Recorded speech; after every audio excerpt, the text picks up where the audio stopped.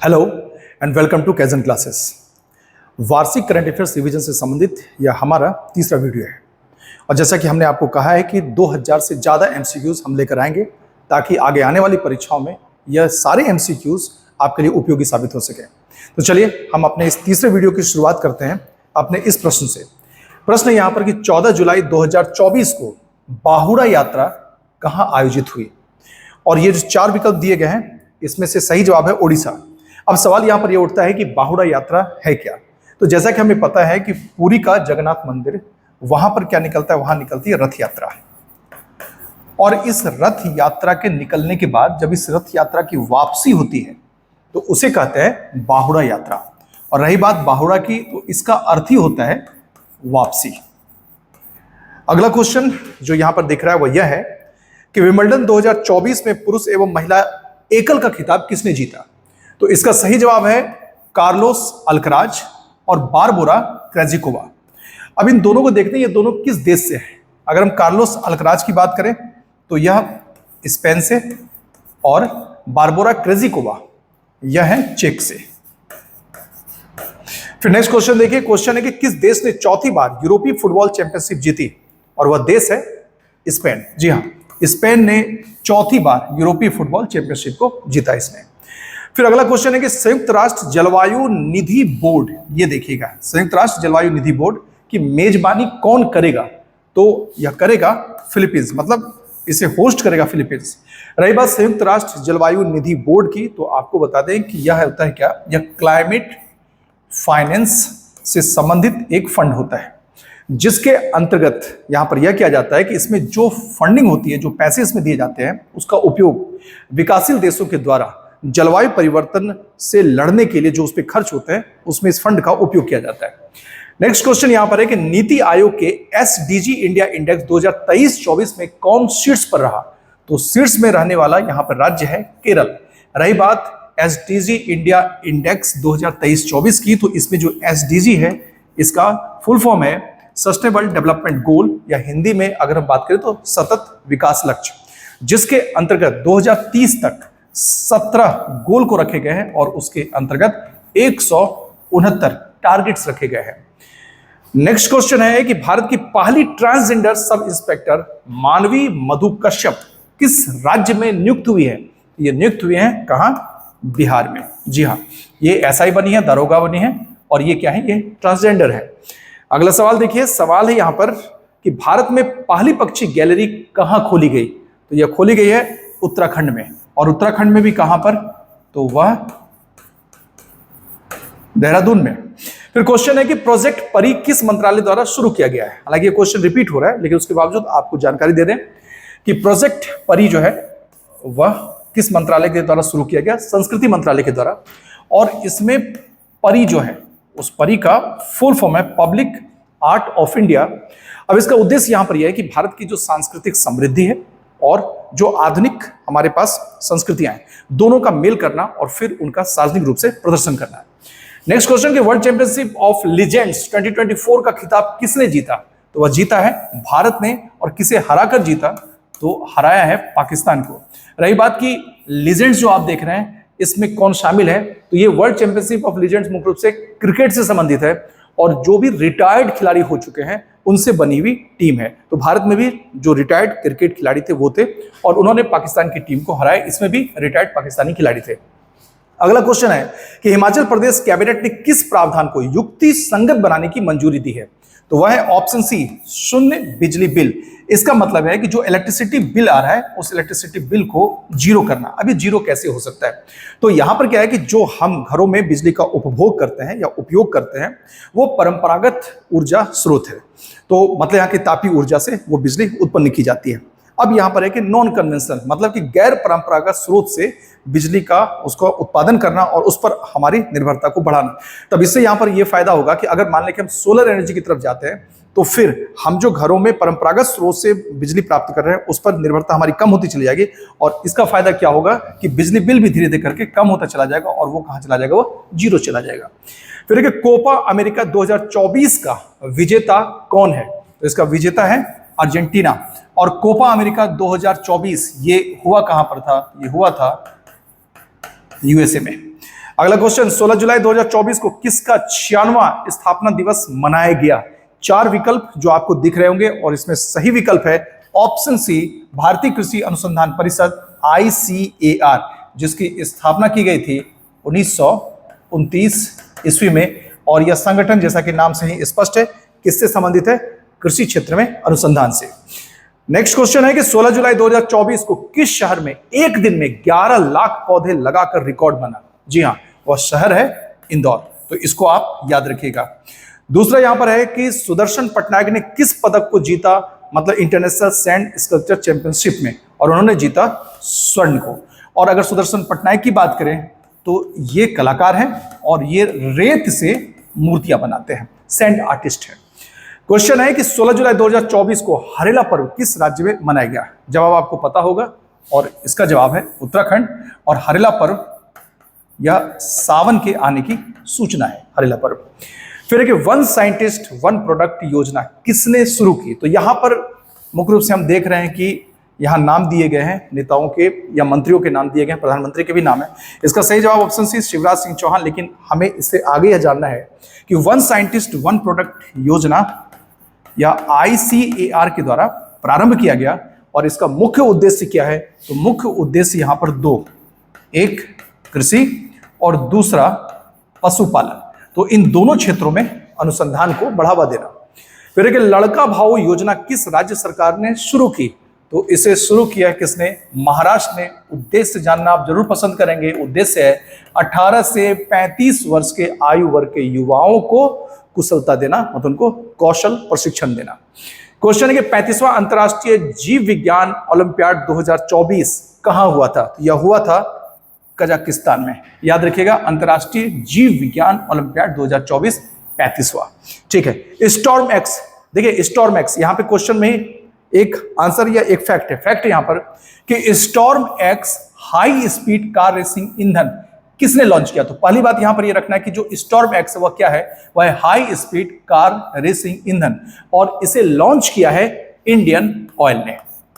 Question अगला है कि किस राज्य सरकार ने अग्निवीरों को पुलिस, खनन, जेल विभाग की भर्तियों में 10% आरक्षण दिया है? वह राज्य है हरियाणा। नेक्स्ट क्वेश्चन, थॉमस मुलर ने किस देश की ओर से अंतरराष्ट्रीय फुटबॉल से संन्यास लिया? तो जो थॉमस मुलर हैं वो जर्मनी के फुटबॉलर थे। ये भी याद रखिए, कभी कभी खिलाड़ी का नाम पूछ दिया जाता है, इसे याद रखिएगा। क्वेश्चन देखिए, अस्मिता परियोजना की शुरुआत 17 जुलाई 2024 को शिक्षा मंत्रालय ने किसके सहयोग से की है? तो वह की है UGC के सहयोग से। अब इसका उद्देश्य तो होगा ही, उद्देश्य यहां पर कि 22,000 अगले 5 वर्षों में 22,000 पुस्तकों को भारतीय भाषाओं में तैयार करना। क्वेश्चन देखिए कि एशिया की पहली प्री क्लिनिकल नेटवर्क सुविधा का उद्घाटन कहां किया गया? तो यह किया गया फरीदाबाद में। अब इसमें जो टर्म है उसको देखिए, टर्म है प्री क्लिनिकल, इसका क्या मतलब है उसे समझिए। अब जैसे देखिए कि किसी भी ड्रग्स को बनाया जाता है, तो ड्रग्स को जब बना लिया जाता है तो फिर इसके अपने चरण होते हैं। बाजार में पहुंचने से पहले यहां पर यह है कि उसे मानव पर उसका ट्रायल लिया जाता है, लेकिन इस ट्रायल से पहले यह देखा जाता है कि अगर इस ह्यूमन पर इस ड्रग का ट्रायल लिया जाएगा तो फिर उससे उसकी मृत्यु ना हो या कम से कम उसे नुकसान हो। तो ये जो विधि वो क्या कहलाता है? वह कहलाता है प्री क्लिनिकल, इसे याद रखिएगा। फिर नेक्स्ट क्वेश्चन है कि 18 जुलाई को कौन सा दिवस मनाया गया? तो हर साल मनाया जाता है नेल्सन मंडेला दिवस और यह मनाया जाता है 2010 ईस्वी से। नेल्सन मंडेला दक्षिण अफ्रीका के पहले राष्ट्रपति थे और 1993 ईस्वी में इन्हें नोबेल पुरस्कार मिला था। क्वेश्चन देखिए कि मुख्यमंत्री युवा कार्य प्रशिक्षण योजना किस राज्य ने शुरू की? शुरू की किसने? महाराष्ट्र ने। उद्देश्य यहां पर यह है कि मुख्यमंत्री युवा कार्य प्रशिक्षण योजना के अंतर्गत आवेदन को आमंत्रित किया जाएगा, फिर आवेदन को चुना जाएगा, उसको शॉर्टलिस्ट किया जाएगा और शॉर्ट लिस्टेड जो लोग होंगे उनको उनकी योग्यता के अनुसार उनको वजीफा भी मिलेगा, जैसे 6,000 रुपए, 8,000 रुपए, 10,000 रुपए, ये इसके अंतर्गत प्रावधान है, प्रोविजन है इसके। ठीक है। फीफा रैंकिंग में कौन सा देश शीर्ष पर है? वह देश है अर्जेंटीना। और रही बात फीफा रैंकिंग की, तो किस खेल से यह संबंधित है? यह संबंधित है फुटबॉल से। अगला क्वेश्चन कि भारत की पहली राष्ट्रीय नारकोटिक्स हेल्पलाइन मानस का शुभारंभ किसने किया? तो किया इन्होंने अमित शाह ने। तो इसका मतलब है कि कहां से संबंधित है यह संबंधित है गृह मंत्रालय से। और यहां जो हम मानस देख रहे हैं तो मुख्य रूप से यहां पर क्या है कि जो भी मादक पदार्थ हैं उनके सेवन को रोकना, और साथ ही साथ अगर उससे संबंधित किसी को अगर जानकारी देनी हो तो उसमें हेल्पलाइन की भी व्यवस्था की गई है। अगला क्वेश्चन है कि सौरमंडल के बाद 6 नए ग्रहों की खोज किसने की? तो की है नासा ने। फिर क्वेश्चन है कि किस देश ने 35 यूरोपीय देशों के लिए वीजा मुफ्त कर दिया? तो यह देश है बेलारूस। अगला क्वेश्चन कि विदेश मंत्री एस जयशंकर ने विदेश में पहला जन औषधि केंद्र कहां शुरू किया है? तो इसे शुरू किया गया है मॉरिशस में। यह भी काफी महत्वपूर्ण है। और जन औषधि केंद्र की बात करें तो इसे प्रारंभ किया गया 2016 ईस्वी में। और इसे प्रारंभ करने का उद्देश्य यहां पर यह है कि आम लोगों की पहुंच जो दवाएं हैं वहां तक हो सके, और वह भी सस्ती दवाओं तक पहुंच हो सके आम आदमी की, उसको सुनिश्चित करने के लिए जन औषधि केंद्र की व्यवस्था को लाया गया, इंट्रोड्यूस किया गया। फिर एक विश्व जूनियर स्क्वैश चैंपियनशिप 2024 में कांस्य पदक किस भारतीय ने जीता है? तो भारतीय है शौर्य बाबा। तो अब इसमें से फैक्ट आप ये भी ले सकते हैं कि जो स्क्वैश है वो खेलने वाले हैं शौर्य बाबा। मतलब शौर्य बाबा किस खेल से संबंधित है? स्क्वैश से। फिर क्या ओलिवर गिरोड ने किस देश से अंतरराष्ट्रीय फुटबॉल से संन्यास लिया है? तो उन्होंने जो संन्यास लिया वो लिया फ्रांस से। मतलब कहां के हैं? फ्रांस के हैं। फिर एक महिला एशिया कप T20 कहां शुरू हुआ? मतलब ये 2024 की बात है। तो इसका है ऑप्शन बी श्रीलंका। और इस महिला एशिया कप T20 को जीता भी था किसने? श्रीलंका ने जीता। तो श्रीलंका में हुआ था और श्रीलंका ने इसे जीता था। फिर क्वेश्चन है कि पीएम स्वनिधि योजना में सर्वश्रेष्ठ प्रदर्शन करने वाला राज्य कौन बना? तो वह राज्य बना मध्य प्रदेश। रही बात पीएम स्वनिधि योजना की, इसे 2020 में प्रारंभ किया गया। और मुख्य रूप से यह योजना किसके लिए है? यह स्ट्रीट वेंडर के लिए, जिसके अंतर्गत उन्हें कार्यशील पूंजी का मतलब है कि उद्योग धंधों में दैनिक स्तर पर जो पूंजी की जरूरत पड़ती है, दैनिक कामकाज करने के लिए जो पूंजी की जरूरत पड़ती है, तो उस पूंजी की व्यवस्था, उस कार्यशील पूंजी की व्यवस्था की जाती है पीएम स्वनिधि योजना के अंतर्गत, जिसमें प्रारंभिक रूप में दिया जाता है कितना? 10,000 रुपए, जो बाद में बढ़ता है 20,000 रुपए और बढ़कर कहां तक जाता है? 50,000 रुपए। तो यह पीएम स्वनिधि योजना, जिसमें कि सर्वश्रेष्ठ प्रदर्शन करने वाला राज्य कौन बना? वह बना मध्य प्रदेश। फिर 10वें अफ्रीकी देश के रूप में यूएन जल कन्वेंशन में कौन शामिल हुआ? तो शामिल होने वाला देश है आइवरी कोस्ट। जी हाँ, जो कि पश्चिम अफ्रीका की तरफ है। और रही बात यूएन जल कन्वेंशन की, तो यह आया था अस्तित्व में 1997 ईस्वी में। और इसका मुख्य उद्देश्य है कि अंतर्राष्ट्रीय जल का उपयोग शांतिपूर्ण तरीके से करना और न्याय संगत रूप से करना। फिर एक डॉगफिश शार्क की नई प्रजाति कहां खोजी गई? तो डॉगफिश शार्क, इसका मतलब शार्क की यह एक प्रजाति है और यह खोजी गई कहां पर? केरल में। फिर क्वेश्चन है कि विदेश मंत्री एस जयशंकर ने मैत्री उद्यान कहां शुरू किया? शुरू किया इन्होंने मॉरिशस में, इसे भी याद रखिएगा। फिर चांदीपुरा वायरस किस राज्य में तेजी से फैल रहा है? तो ये कहां पर फैला था? गुजरात में। और रही बात चांदीपुरा वायरस की, तो मेनली अगर हम देखें तो यह फैलता है सैंड फ्लाई से, टिक से, और बच्चों को सबसे ज्यादा प्रभावित करता है। इंसेफेलाइटिस तक वहां बच्चों को हो जाता है। तो इसे हमें याद रखना है। फिर एक किस राज्य सरकार ने एनसीआर की तर्ज पर एससीआर गठित किया? देखिए, अगर हम एनसीआर की बात करें तो यह क्या हुआ? यह हुआ नेशनल कैपिटल रीजन। उसी तर्ज पर यहां पर क्या है? State capital region.